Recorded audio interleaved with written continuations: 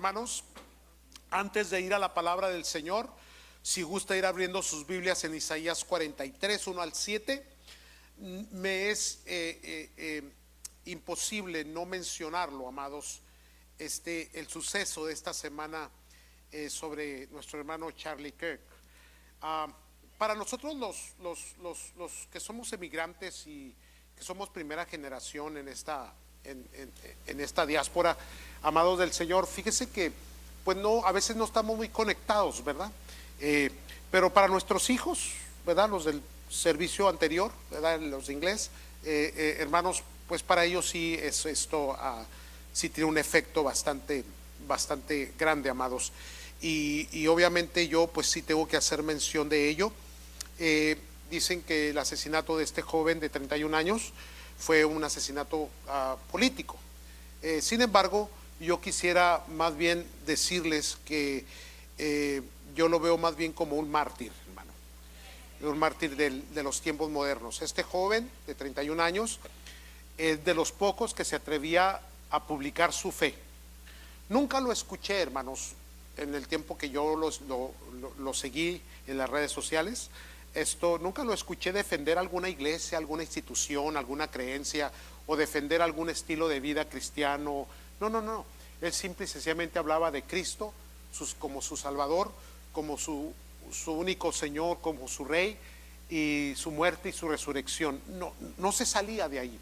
Y luego, sobre todo, defendía, hermanos, en las universidades el concepto bíblico, defendía la veracidad de las escrituras, defendía, hermanos, la verdad, defendía la ética cristiana, defendía lo que es correcto.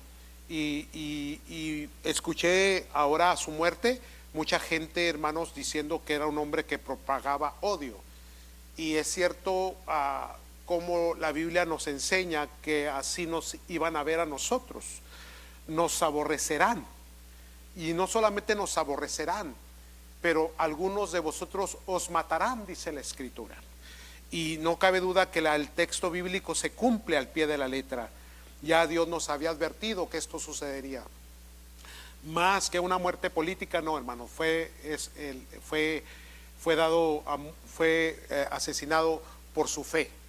Entonces, amados, esto es para que la iglesia despierte, para que, hermanos, la nación vuelva otra vez a los pies de la cruz donde debería de estar.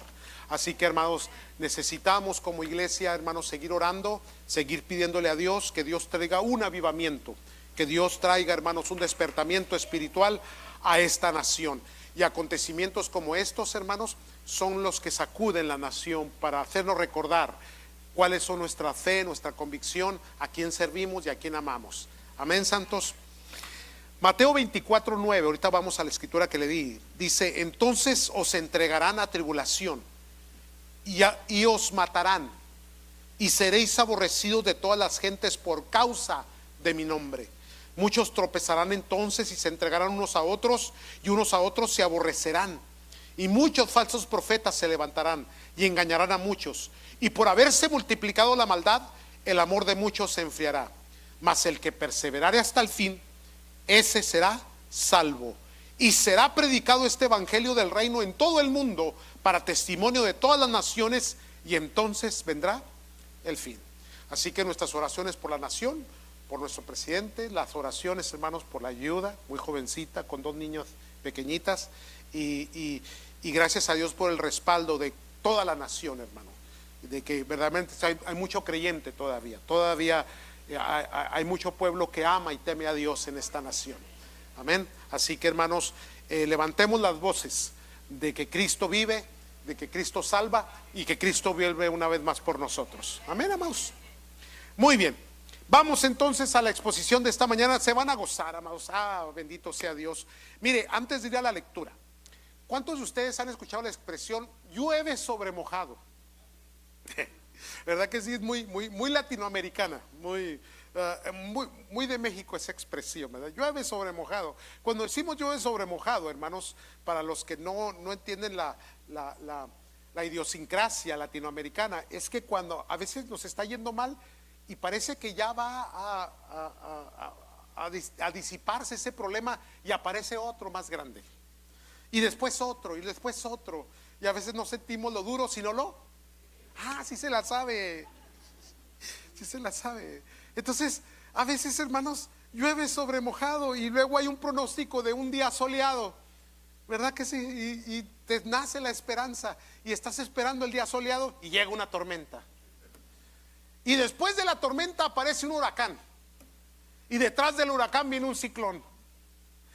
Y tormenta sobre tormenta sobre tormenta, amados. Pero en medio de todo esto, Dios ha prometido estar con nosotros. Amén. Isaías 43, versículo 1. Ahora así dice Jehová, creador tuyo, oh Jacob, y formador tuyo, oh Israel, no temas, porque yo te redimí. Te puse nombre, mío eres tú. Cuando pases por las aguas, yo estaré contigo. Y si por los ríos, no te anegarán. Cuando pases por el fuego, no te quemarás, ni la llama arderá en ti. Porque yo, Jehová, Dios tuyo, el Santo de Israel, soy tu Salvador. A Egipto he dado por tu rescate, a Etiopía y a Seba por ti. Porque a mis ojos fuiste de gran estima, fuiste honorable y yo te amé. Daré pues hombres por ti y naciones por tu vida. No temas, porque yo estoy contigo. Del oriente traeré tu generación y del occidente te recogeré. Diré al norte, de acá y al sur, no detengas. Trae de lejos mis hijos y mis hijas de los confines de la tierra. Todos los llamados de mi nombre, para gloria mía los he creado, los formé y los hice. Cuando lees el contexto de Isaías, tú vas a encontrar, hermano, que los capítulos anteriores son de condenación, de señalamiento, son de regaño, de exhortación de parte de Dios a su pueblo. Son, hermanos, palabras muy duras que viene a un pueblo que se ha alejado, que ha alejado su corazón de servir a Dios. Pero en medio de esos señalamientos, de esas palabras de juicio y de condenación, siempre aparece Dios con su misericordia y con su gracia. Porque de repente aparece el capítulo 43 y cambia la imagen del mensaje, hermanos. Y le recuerda al pueblo que a pesar de su infidelidad, sigue siendo hijos de Dios, siguen siendo míos, dice el Señor. Y en medio de todo esto nos da una enseñanza bien linda, amados. Nos recuerda que Él tiene promesas para nosotros. Y yo les he dicho y he sido muy repetitivo cuando predico y les digo, no olviden que nosotros los hijos de Dios vivimos bajo promesa en todo. Bajo promesa. Todo es promesa. No, Dios no nos da ni contratos ni garantías, nos da promesas. Y corresponde a nosotros como hijos de Dios creer en sus promesas. Y, hermanos, perseverar esperando sus promesas. Y una de las promesas que les hace recordar Dios al pueblo aquí es que Él lo redimió. Yo los redimí. Redimir, hermanos, es rescatar. Yo los he rescatado. Y no olvide, hermano, que todo lo que está en el Antiguo Testamento es imagen y luz de lo que había de venir, el cumplimiento en Cristo. En aquel tiempo Isaías se refería a redimirlo de lo que era, hermanos, la esclavitud de otros pueblos, la opresión de otros pueblos, de traerlos otra vez a casa, de restaurar el templo, etcétera, etcétera. Pero, amados, ya en el Nuevo Testamento, bajo la gracia, la redención toma una posición más hermosa, más linda, más bella, que es la salvación de nuestras almas. Fuimos rescatados de nuestra antigua vana manera de vivir, amados. Cristo nos salvó, nos quitó nuestros pecados, nuestros males y nos dio vida eterna. No importa en qué condición estés, no importa lo que esté pasando en tu vida, siempre tienes que recordar que la promesa de Dios es la vida eterna. Que todo lo que esté sucediendo aquí en esta tierra es pasajero, es momentáneo. Que lo que más importa aquí es que tú tienes un lugar en la presencia de Dios por la eternidad, porque Cristo pagó el precio de tu salvación. Él te redimió, Él te rescató. También dice, hermanos, yo les di liberación, los liberé. Liberarlos es sacarlos de la esclavitud. Y cuando nosotros asimilamos esto, amados, en nuestro tiempo, nos damos cuenta que aún hay pueblo que está bajo esclavitud.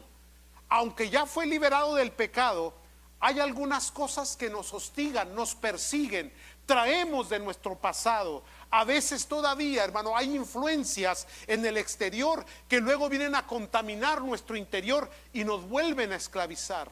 La palabra de Dios dice que no debemos de estar otra vez en yugo de esclavitud.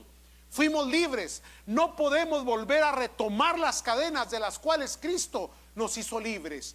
Sin embargo, de alguna o de otra manera, en este caminar, en esta jornada llena de dificultades y de angustias, en algunos descuidos volvemos otra vez a caer en esclavitud, hermano. Esclavitud de pensamiento, de depresión, de agonía. Esclavitud, hermano, en la cual hay ese sentimiento de desánimo, de cansancio, que a veces está en nosotros y que no vemos la salida a los problemas, porque aunque trabajamos y nos esforzamos, a veces aparece otro sobre otro, llueve sobre mojado, y así estamos.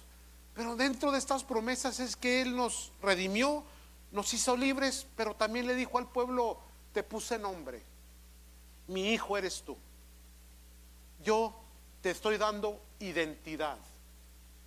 Pueden ser los días más oscuros de tu vida, puedes estar en un momento de enfermedad y de dolencia, puedes estar en un momento de soledad y de abandono. Te sientas como te sientas, no has dejado de ser hijo de Dios. Él te ama y te sigue amando. Él te redimió y te puso nombre, y Él te dio identidad y eres su hijo. Y porque eres su hijo, su hija, Él va a cuidar de ti. Él va a estar contigo en cualquier tiempo, en cualquier momento. Y aquí yo quiero que ponga mucho cuidado a lo que le voy a decir. Va a haber ocasiones en que no lo vas a sentir. Va a haber ocasiones en que tus ojos no lo van a ver.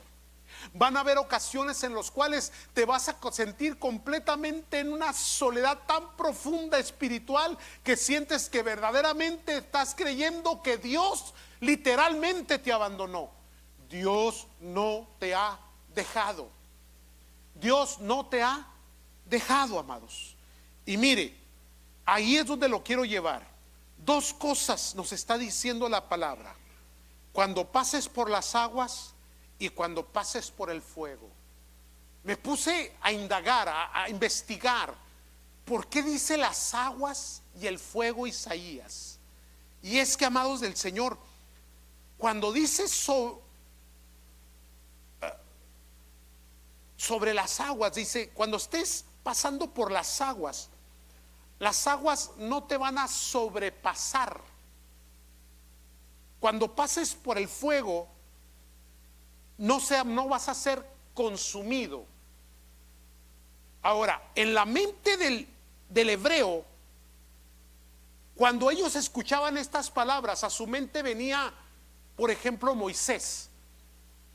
Que Moisés, cuando trajo liberación al pueblo, emancipación del Egipto, amados, y tenían que huir, se encontraron que tenían el mar por enfrente y lo cruzaron en seco. Dios lo abrió con un milagro sobrenatural. Eso pasaba por las mentes de ellos cuando escuchaban: cuando pases por las aguas no te sobrepasarán. Ahorita voy a explicar un poquito más. Cuando dice: cuando pases por el fuego no te quemarás, o sea, no te consumirá. Y en la mente de ellos venía Daniel, que en el libro de Daniel se escribe, hermanos, cómo aquellos 3 jóvenes hebreos que habían sido llevados cautivos ahora estaban expuestos a un horno de fuego por su fe y su convicción en el Señor. Al no negar su fe, dice la Escritura que fueron lanzados, pero el horno fue calentado ¿cuántas veces más? Sí leen la Biblia aquí, ¿verdad? Qué bueno. Tanto lo calentaron que los lanzaron se quemaron. Cuando ellos están adentro, dice que sus ropas no ardieron, ni siquiera sus cabellos. Y cuando aquel personaje le miró, se asomó, no miraba 3, miraba ¿cuántos? 4. Cuando pases por el fuego, no te quemarás, o sea, no te consumirás. Porque el Salmo 121, amados, que es uno de los salmos que yo adopté desde mis principios en el cristianismo, que fueron de mucho aliento a mi vida, que el Salmo 121 dice: alzaré mis ojos a los montes. Cuando dice los montes, se refería a que en aquel tiempo sobre los montes altos se ponían altares, y en esos altares había ídolos. Y el hombre de Dios decía: alzaré mis ojos a los montes, y se hacía la pregunta: ¿de dónde vendrá mi socorro? Entonces él en su corazón decía: de más arriba todavía. Alzaré mis ojos a los montes, ¿de dónde vendrá mi socorro? Mi socorro viene de Jehová, que hizo los cielos y la tierra. No dará tu pie al resbaladero, ni dormirá el que te guarda. Y ya más adelante en el versículo 7 del Salmo 121 dice: Jehová te guardará de todo mal. Él guardará tu alma. Jehová guardará tu salida y tu entrada desde ahora y para siempre. Cuando pases por las aguas, no te anegarán. Cuando pases por el fuego, no te consumirá. Puedes estar pasando por tiempos muy difíciles. Hablemos un poquito más de las aguas. Sobrepasados. La palabra que tiene un verdadero profundo significado aquí es que cuando dice que no nos van a negar, es no vamos a ser superados o aventajados. Pero yo estaba viendo que no se refería, cuando dice las aguas, no se refiere a lo externo, a lo esclavizante, a lo que te hostiga, a la problemática externa, sino que a veces la esclavitud, en vez de ser externa, es interna. A veces el problema está adentro en nuestro corazón. Somos superados o aventajados por las dificultades internas. Quiero que ponga mucha atención a lo que va a oír. Amados del Señor, hay una lista grande de lo que pasa en nuestro pensamiento, en nuestro corazón. Pero yo quisiera mencionarles 3 cosas que experimentamos en nuestro desánimo, en nuestra angustia, en nuestra frustración, porque problema tras problema, tras problema, tras problema nos acosan. Y es que nadie está exento de ello. David recibió el reino cuando Samuel oró por él y lo ungió por rey, y pasaron muchos años antes de que él subiera al trono, y las cosas iban de mal en peor, de mal en peor. Qué bonito hubiera sido que lo unge y sube al trono como Salomón, pero este no. Este fue llevado por una jornada difícil, angustiosa, problemática, muchas luchas, muchas huyendo, escondiéndose, sufriendo. José fue otro, amados. Tuvo un sueño maravilloso donde se miraba a él como un príncipe y todos se inclinaban a él. Sin embargo, fue odiado por sus hermanos, vendido por ellos, secuestrado, esclavizado, puesto en la cárcel. ¿Cuántas cosas suceden, hermanos? A todos aquellos que son llamados, parece que es inevitable que tengamos que pasar por luchas y dificultades. Entiendo a David cuando él escribía: casi desmayo de ver la prosperidad del impío. Porque a veces tú luchas, trabajas, te portas bien, buscas la voluntad de Dios, eres justo, y el mundo o el ambiente donde estás encuentras solo desprecios, encuentras solo abandonos, desánimos, cansancios, fatigas. No sé si le estoy hablando a alguien o me estoy hablando a mí. Alguien ha batallado, ha luchado. alguna enfermedad, alguna angustia, dolor, las cosas no salen bien, problemas familiares, el hijo que no se porta bien, papá, mamá, el hermano, el trabajo, la economía, la adversidad que nos rodea y nos acosa continuamente. Pero el problema, cuando dice eso, por las aguas no te anegarán, no está hablando de ese problema externo, sino de lo que sucede en el interno. ¿Y sabe cuál es lo primero que surge aquí? Es el dolor. El dolor. Porque ¿cómo duele el desprecio? ¿Cómo duele, hermanos, cuando has trabajado, te has esforzado y las cosas no salieron como tú pensabas que iban a salir? En el dolor está, hermanos, ese momento de desánimo, de fatiga, de cansancio, de hastío, de frustración. Y el dolor se vuelve intenso, punzante internamente. Y luego quieres buscar a Dios y vas delante de Dios y no lo encuentras. Preguntas por Él y no lo hallas. Tus oraciones sientes que son huecas, sin sentido.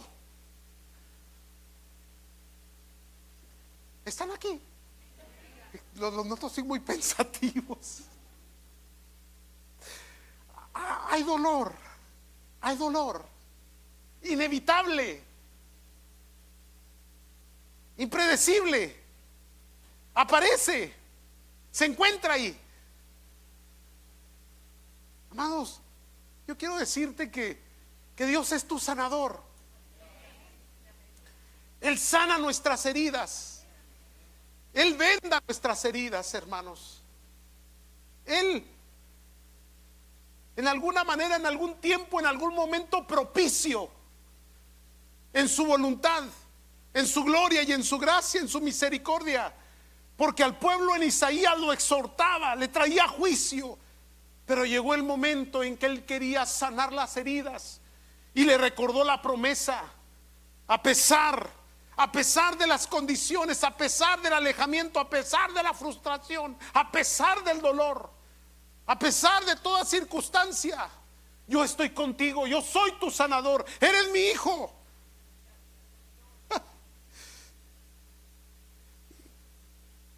Cuando sientas dolor, no corras hacia afuera, corre hacia adentro, porque el dolor te hace buscar, hermanos, medicina, te hace buscar el aliento en el lugar equivocado, te hace buscar sanidad en el lugar equivocado. Una persona frustrada por su relación con Dios, que no ha alcanzado la estatura, la medida deseada, porque en la relación matrimonial o con el hijo, con papá o en el trabajo, termina por querer abandonar su fe y su convicción a Dios, sin entender que detrás de toda esa adversidad y todo lo que está pasando, Dios siempre tiene un propósito. Tu sanidad va a llegar, va a llegar. Ten paciencia. Otra vez, no corras hacia afuera, corre hacia adentro. No huyas del altar. Antes, más bien, ponle más fuego al altar. Acércate al Señor. No huyas de su presencia. Que tu frustración no te lleve a alejarte del oír la palabra, del escuchar la voz de Dios, aunque sea corrección y exhortación, porque aún después de que Dios te da un jalón de orejas, hermano, un coscorrón, después te va a tomar en sus brazos y va a sanar tus heridas. No olvides eso, por favor. Otra de las cosas que sucede en nuestro interior es el miedo. Recuerde que estamos hablando que las aguas no te anegarán. Está hablando de lo que te supera y lo que te aventaja. A veces el dolor me supera y me aventaja. Pero a veces no solamente el dolor, sino también los miedos, los temores. Porque cuando las cosas no han estado como uno quisiese que estuviesen, entonces ya da miedo dar los pasos. El miedo paraliza. El miedo, hermano, te hace que te escondas, te hace que huyas. Amados, se lo he dicho en otras ocasiones, se lo vuelvo a repetir hoy. Valentía o ser valiente no es ausencia de miedo. Valentía es hacer las cosas aún cuando tengo miedo. Porque el miedo es parte de nuestra naturaleza. Si el niño no le tiene miedo al fuego, se quema. Si no le tiene miedo al agua, se ahoga. Entonces, amados del Señor, a veces los miedos se vuelven terrores en nuestro interno. Y ese terror nos acorrala de tal manera que nos hace escondernos. Nos hace no confrontar las situaciones, las circunstancias, no resolver. Y lo dejamos todo a la suerte. Dios nunca nos llamó, hermanos, a hacer las cosas a la suerte, a ver qué resulta, conforme la corriente, conforme lo que sucede en mi entorno. Somos provocadores, somos los que iniciamos, somos los que resolvemos, somos los que trabajamos, nos esforzamos, los que damos los pasos hacia adelante, pero con miedo. Si lo dejas que se apodere de ti, te va a paralizar completamente. Dolores, miedo, incertidumbre. La incertidumbre. La incertidumbre es cuando sientes, amado del Señor, que una desconfianza, una inseguridad, no solamente de ti mismo, de tu persona y de tus capacidades, pero aún dudas de Dios. Y quiero decirte que no eres el único. Todos en algún momento, los grandes hombres de Dios dudaron. Aún Abraham obedeció a Dios, sí, salió de su parentela, de su tierra, pero pasaron los años y era errante. No tenía la tierra que Dios le había dicho. Y no solamente le prometió una tierra, pero le prometió ser padre de una nación grande, y ni siquiera tenía un hijo. Encima de eso, estaba envejeciendo, y Sarita envejecía con él. Yo sé que las de hoy no envejecen, pero nosotros sí. Aleluya. ¿A poco no es cierto? Y en el desespero, Sara le dice: allégate a mi sierva y recibamos la criatura, y esa será la promesa. Pero Dios dijo: no, no es de Agar, es de Sara. Dios ha determinado, Dios ha definido. Nosotros en nuestra incertidumbre definimos, proponemos. David terminó en una cueva, la cueva de Adulam, hermano, deprimido, entristecido. Y cuando alguien está deprimido y entristecido, ¿qué atrae? Otros deprimidos. Y ahí te andas juntando con un montón de deprimidos. ¿Con quién se junta el chismoso? ¿Con otro chismoso? ¿Sí o no? ¿Con quién se junta el infiel? Con otro infiel, para provocarse el uno al otro, para criticar el uno al otro, para alentar sus males internos y consumarse internamente. Pero hay un Elías que también llegó a la cueva, y en la incertidumbre que este hombre siente, ¿cómo termina Elías? Diciéndole a Dios: déjame morirme, por favor. ¿Desde cuándo tú determinas la voluntad de Dios? Es que el matrimonio ya se acabó. ¿Y cómo sabes que se acabó? Porque tú lo dices, porque las circunstancias lo ameritan. Espérame, tranquilo. No. Sal de la cueva, Elías, sal de la cueva. cueva apestosa, gediente. Sal de ahí, que te dé aire fresco. Porque dice la escritura que lo sacó de la cueva y hubo estruendo, y hubo ruido, y hubo terremoto, pero dice Dios no estaba ahí hasta que llegó el silbo apacible, el Espíritu Santo, el soplo de Dios que trae vida, que trae aliento. Oh, hermano, que en medio de tanta agonía, en medio de tanto dolor, en medio de tanta incertidumbre que estamos sufriendo por nuestros hijos, por la economía, por la familia, por la sociedad, por el sistema, porque a veces mi relación con Dios no está bien, porque no he podido construir una vida espiritual correcta, porque he fallado por un montón de cosas. Dios te saca de tu cueva y sopla su espíritu sobre ti. Y fue el espíritu sanador, hermano, porque entonces Elías, hermano, aspiró, inspiró, hermano, trajo un aire fresco a su alma, a su corazón, que fue medicinal, que le levantó. ¿Y sabe qué hizo Dios? Lo volvió otra vez a su trabajo profético. Te me vas a hacer esto, esto y esto y esto. Qué lindo es Dios, amados. Amados del Señor, dolor, miedo, incertidumbre, dice que no te va a sobrepasar, no te va a aventajar, porque cuando pases por las aguas no te anegarán.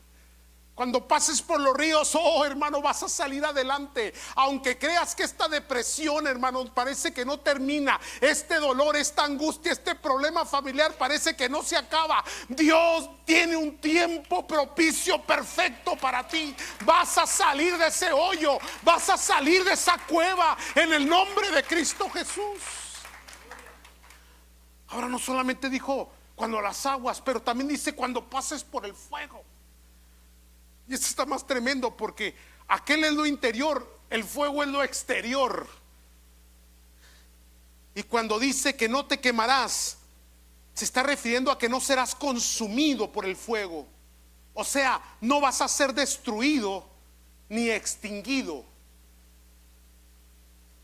Si hay algo que el enemigo quiere destruir tu relación con Dios, quiere extinguirte. Quiere que la muerte vuelva a tu vida. Quiere completamente deshacer la obra de Dios en tu corazón. Y a veces aparecen, sí, ciertamente circunstancias que traen agotamiento. Porque eso es quemarse o consumirse, gastarse. Hay muy buenos creyentes que han amado y servido a Dios, pero sus armaduras están gastadas. A veces nos gastamos. Se gasta el alma, se gasta el espíritu, se gasta, hermanos, el deseo, se gasta el perseverar, el permanecer, el luchar, el esforzarse, el construir, el levantar. Y después que lo hiciste, volteas a ver la obra de tus manos y te das cuenta que no avanzaste nada. Gastados, agotados. Y luego entra una disipación, una confusión. Me metí donde no me había metido. Verdaderamente soy llamado. Esto era para mí. Se equivocó Dios, me equivoqué yo. ¿Quién se equivocó? Dios es perfecto. Y a mí se me va la onda. Y comenzamos a concluir y entramos como Elías, ¿no? Volvamos a la cueva. Y llegamos y le decimos a Dios, ¿sabes qué? Mejor ya, mátame. Ya, ahora sí.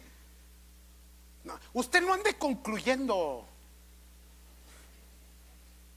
Dios va a llegar y se lo va a llevar cuando Él quiera.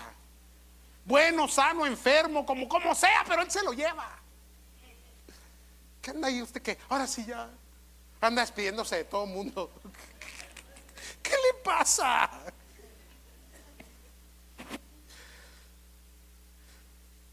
Porque sentimos que estamos terminados. Y eso es porque a veces el ambiente externo nos afecta tanto, las dificultades externas. Ahora, sufrimiento, el sufrimiento intenso. El sufrimiento es inevitable. Y usted y yo somos aguantadores, digan amén. Sí, aguantamos, vara, órale, le ganas. Pero ya cuando es uno tras otro, el gastado, la armadura abollada, la espada sin filo, el casco ya no nos queda porque nos volvimos bien cabezones, la coraza ya no cubre porque engordamos mucho. Aleluya. Yo sé que me está entendiendo. El sufrimiento intenso. Ahora, aquí viene esto es muy importante, lo que va a escuchar. Por favor, no haga comparaciones. Hay gente algunos que ya estamos en el tiempo en el Señor, ya nos volvimos colmilludos. Discúlpenme la expresión. Más bien nos volvimos astutos sabios. Porque las circunstancias ya nos formaron, ¿verdad que sí?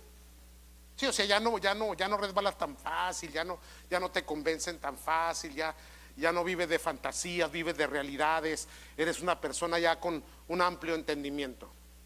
Pero un novato cuando comienza con una lucha, una tribulación, una dificultad y te la cuenta, tú te ríes por dentro y te dan ganas de intercambiar. Mira, yo tengo mis problemas y tú dame los tuyos. Pero no sabes que para esa persona ese problema es un sufrimiento intenso. Cada quien, nadie sabe cuánto pesa el saco sino el que lo está cargando.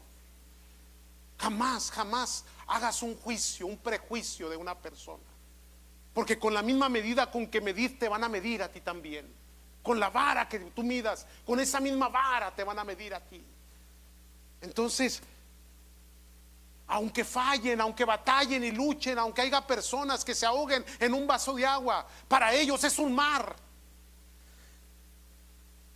Y tú tienes que ser una persona, hermano, que tiene compasión y que entiende, porque ya pasaste por ahí. Y no solamente pasaste por ahí, pero también estás en lucha, en sufrimiento, pero en otro nivel, mucho más alto, porque entre más subes la montaña, los vientos son cada día más fuertes. Y hay dolor y hay angustia, sufrimientos intensos, pruebas difíciles. Cuando llegan esas pruebas, hermano, que verdaderamente dices, de esta no salgo ahora sí. Muchas veces lo dijiste, muchas veces lo confesaste. De esta no vamos a salir, ahora sí, ya hasta aquí llegó y aquí estás todavía. ¿Por qué? No lo sé, pero sigues de pie todavía. Llegaste a la casa de Dios arrastrando los pies, pero llegaste, aleluya. No tenías fuerzas para levantar manos, pero de alguna manera aquí estás. Pruebas difíciles. Las pruebas llegan, hermano. Llegan de diferente índole, de diferente forma, de diferentes aspectos, en diferentes direcciones. Y a veces el problema no es que una pequeña tribulación nos angustie, sino las muchas tribulaciones y las muchas dificultades y el sufrimiento intenso que nos opresiona, porque al último la opresión es otro elemento, amados. Cuando nos sentimos oprimidos, dolor intenso interno, acosados continuamente por el enemigo. Vencemos al enemigo y nos acosa el mundo. Vencemos al mundo y ahora me estoy acosando yo solo. Porque después de vencer al enemigo y después de vencer al mundo, ahora estoy batallando conmigo, con mi propia mente y mi propio corazón. Y de alguna manera ahí estoy. ¿Siguen aquí? ¿O nomás soy yo? Déjenme cierro esto, amados. Dios dice en su palabra: cuando pases por las aguas, no te van a sobrepasar. Cuando pases por el fuego, no te va a consumir, no te va a destruir. Y allí en medio de todo esto, hermanos, aparece el Salmo 46. Toda la Biblia nos habla de este tema, amados. De luchas, sufrimientos, pero siempre de victoria. Siempre de que Dios aparece. De que Dios, hermanos, está contigo. No olvides, por favor, que Dios te acompaña. Aunque no lo sientas, aunque no lo veas, aunque las cosas estén adversas en todo tiempo y en todo lugar, Dios está contigo. Él camina a tu lado. Él es tu sombra, tu mano derecha. El Salmo 46, para cerrar esto, dice: Dios es nuestro amparo y fortaleza, nuestro pronto auxilio en las tribulaciones. Por tanto, no temeremos, aunque la tierra sea removida y se traspasen los montes al corazón de la mar, aunque haya cataclismos, hermanos, aunque haya desgracias, aunque haya problemas intensos, aunque haya dolor, Dios es nuestro amparo y nuestra fortaleza. Él es nuestro pronto auxilio en las tribulaciones. Él va a aparecer en tu vida, amados. No pierdas tu fe y tu confianza en el Señor. Y no termina ahí, porque el versículo 3 dice: aunque bramen y se turben las aguas. La primera tiene que ver con el interior, tiene que ver con lo que pasa por dentro. La segunda, el tercero, es con lo que pasa por fuera. Cómo te ruge el enemigo, el ruido del mundo, las amenazas, la violencia que se provoca contra ti espiritualmente, amados. Aunque brames y se turben sus aguas y tiemblen los montes a causa de su braveza, Dios está contigo. Termino aquí. Filipenses 4, hermanos, que es una de las palabras, escrituras más tiernas y hermosas que el Señor nos puede dar en tiempos difíciles. Porque pues no ha habido familia que no haya entrado en tribulación, que no esté en dolor, en angustia, se sienta perseguida, hostigada. Estoy hablando de los que perseveran, de los que mantienen su fe, de los que aman a Dios, de los fieles. La palabra que Dios les da en esta mañana es esta: Filipenses 4, 6 al 7.